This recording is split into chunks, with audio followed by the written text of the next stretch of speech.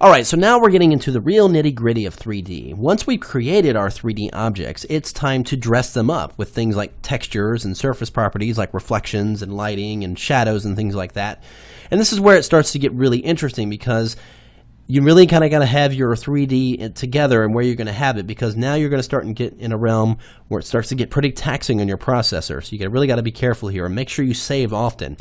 True, we have the autosave feature here in Photoshop, which is a huge help. It's actually saved me on more occasions than I care to admit. But in addition to consciously remembering to save often, is going to be a big help for you, so you're not having to go back and restart projects all over again. But the way I wanted to do this is really kind of break down something I've already created, just to give you a good idea of how surface properties work and what you can achieve with them.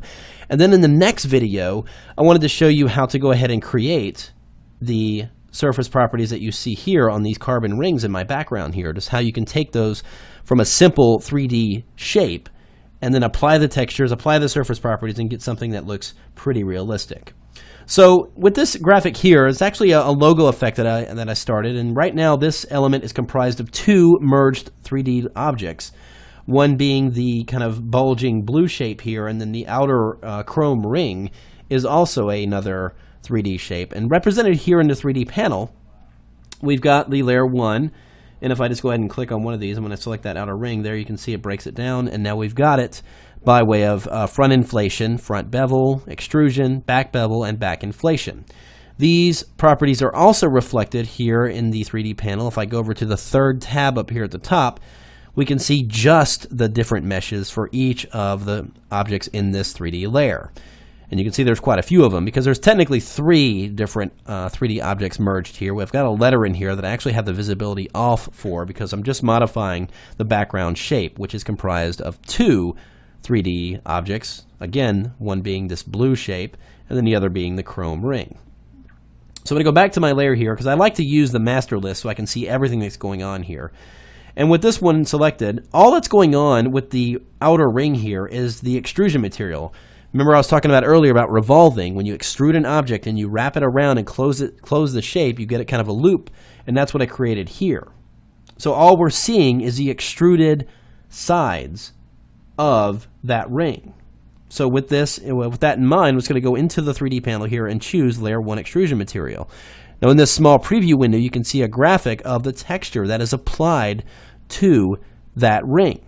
Now, it's not applied directly to the image as a texture, but rather it is an environmental reflection. Now, what do I mean by that? Well, if I were to go in here and let's just take the reflection down to 0.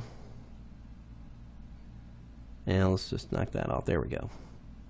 So you can see it's got a base dark fill on that ring. It's just a simple extrusion, and it's got a dark color fill in it. In fact, if we were to go in here and go into the edit texture, you can see it's just a black filled texture that is wrapped around that image. And what I wanted to do was make it reflect its environment. Now, if you go down here to the bottom of this panel, let's just kind of break down what we're looking at here inside of this. When you have a mesh selected, whether it's the front inflation, the extrusion material in this case, or any of these other faces, in the properties panel, you're going to see the materials associated with that mesh face.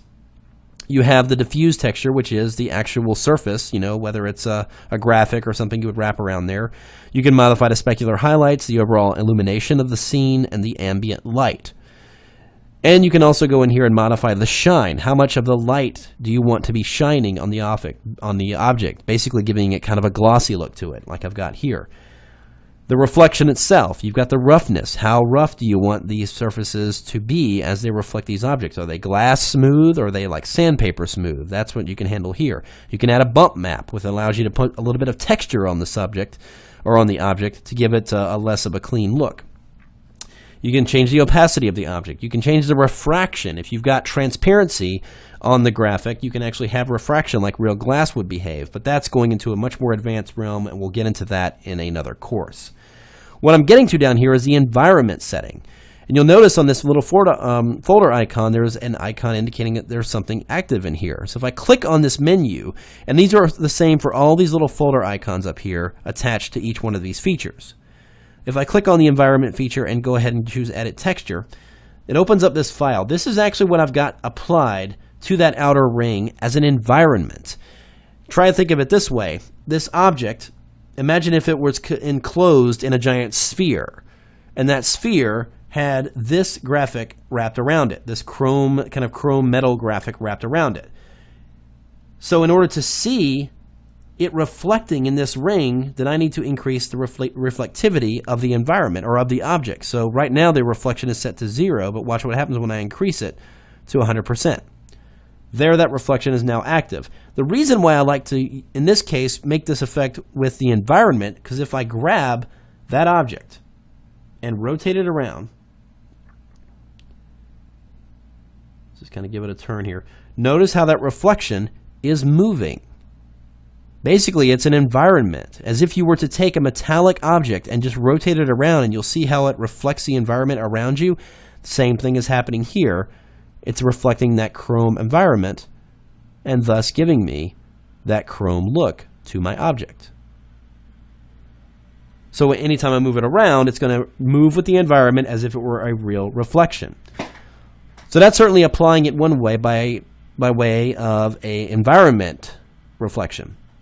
The next element I've got here, which is the blue sphere in the middle. Let's go ahead and twirl this down so we can reveal the properties here.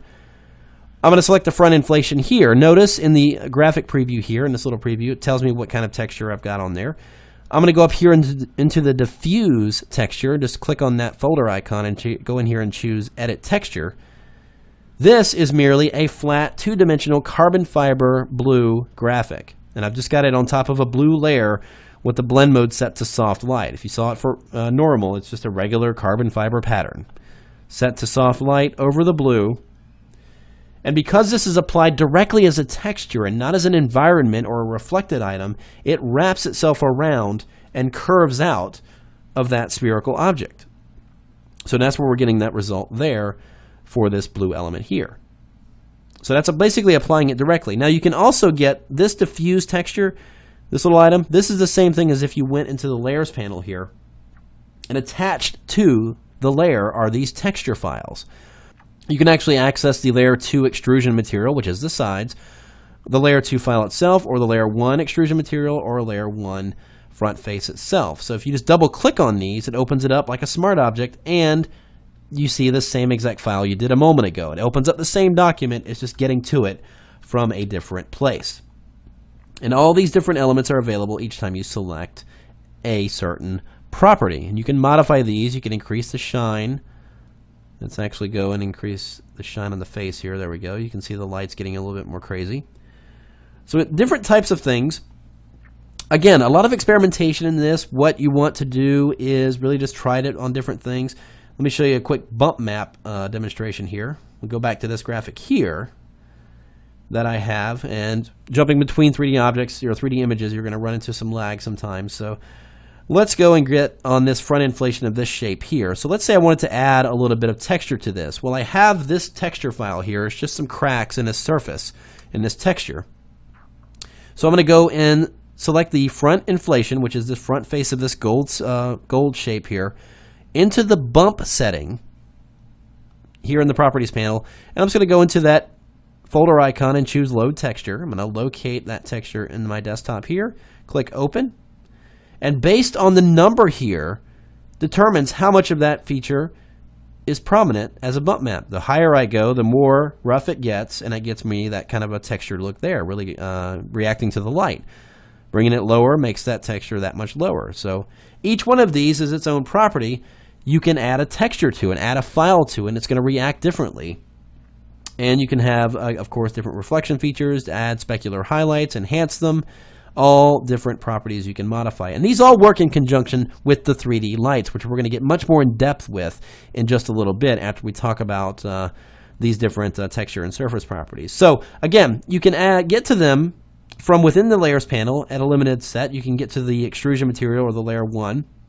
And even that bump map is right here, added to that as a file. If I double click on that, opens it up, and I can modify those properties. The great thing about these support files, these bump map files and all these things, they all support layers. They don't have to be flat JPEG. So you can go in there and create multiple layered documents of textures and apply these to your 3D objects via these properties panels and achieve some really interesting effects. So again, it tends to take a little bit of experimentation, but being able to modify these and add these much more realistic elements to your 3D objects is going to give you that much more of an edge on whatever you're creating. Now, remember what I said about processor speed. As you start adding more reflective elements, more textured elements, and all these things, it's going to get a little bit more taxing on your processor. So watch out for the speed and make sure that your graphic, your 3D graphic, is where you want it to be before you really dive in and start adding the surface properties and reflections and things like that. Because again, it's going to start.